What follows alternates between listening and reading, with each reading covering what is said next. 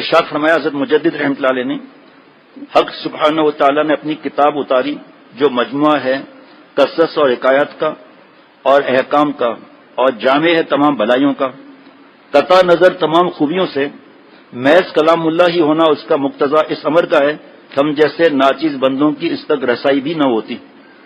اصل تو یہ رسائی بھی نہ ہوتی، ایسا کلام مبارک ہے جناب، کہاں وہ مقدس کلام، کہاں حقیر بندے۔ حضرت مجدد ہے جو حدیث واقع صدی میں ایک مجدد آتا ہے، حضرت حامد رحمۃ اللہ علیہ صدی کے مجدد۔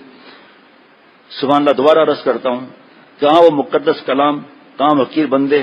دنیا کے ذرا ذرا سے بادشاہوں کے دربار کی حاضری کے لیے لوگ عمریں گزار دیتے ہیں، تب کہیں سلام اور کلام کا موقع ملتا ہے۔ کلام الہی اگر کچھ بھی نہیں تو 200-400 برسوں کی محنت کے بعد تو نصیب ہونا چاہیے، مگر نہیں۔ کس درجے رحمت ہے اللہ میاں کی کہ ہمارے ہاتھوں میں اپنی کتاب دے دی اور عام کر دیا کہ جس کا جس وقت جی چاہے ہم سے باتیں کر لیں۔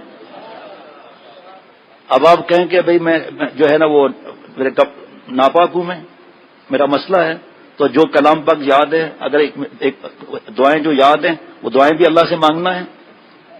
اس وقت فرض کریں آیت الکرسی ہے، وظیفہ سمجھ کے پڑھ لیا تو ٹھیک ہے، لیکن ایسے حالات کے اندر قرآن پاک تو نہیں پڑھ سکتے۔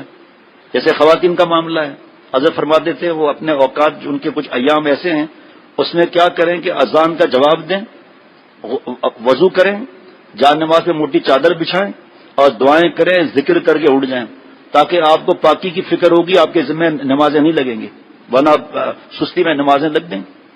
اب حافظ قرآن نہیں بھی ہے، ہمارا وضو نہیں ہے، فرض کریں ایک مثال بتا رہا ہوں، ناپاکی نہیں ہے لیکن وضو بھی نہیں ہے، تو قرآن شریف پڑھ سکتے ہیں جو آیتیں یاد ہیں۔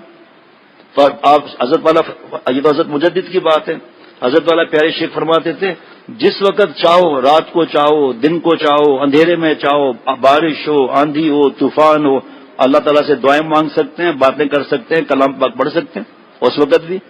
وضو کے ساتھ پھر چھونا ہے وہ وضو کے ساتھ ہے۔ جناب مجھے تو جملے میں اتنا مزہ آ رہا ہے کہ کیا کہاں وہ مقدس کلام، کہاں حقیر بندے۔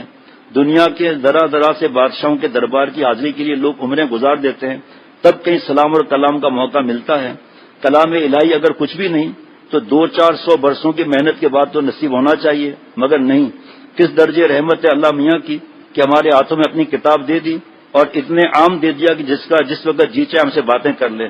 پھر صرف اتنی ہی نہیں بلکہ مطالبہ بھی ہے کہ بندوں سے کہ باتیں کرو۔ اب ہم بندے اپنی ذلت اور احکم الحاکمین کی عزت کے پیش نظر کر کے دیکھیں کہ یہ باتیں کرنے کی فرمائش کیا چیز ہے، سوائے اس کے کچھ نہیں کہا جا سکتا کہ محض فضل تعالیٰ، اللہ تعالیٰ کا فضل ہے محض۔ پھر حضرت کی باتیں ساتھ یاد آ جاتی ہیں تو اللہ کے کرم سے پھر وہ مضمون چلتا ہی رہتا ہے۔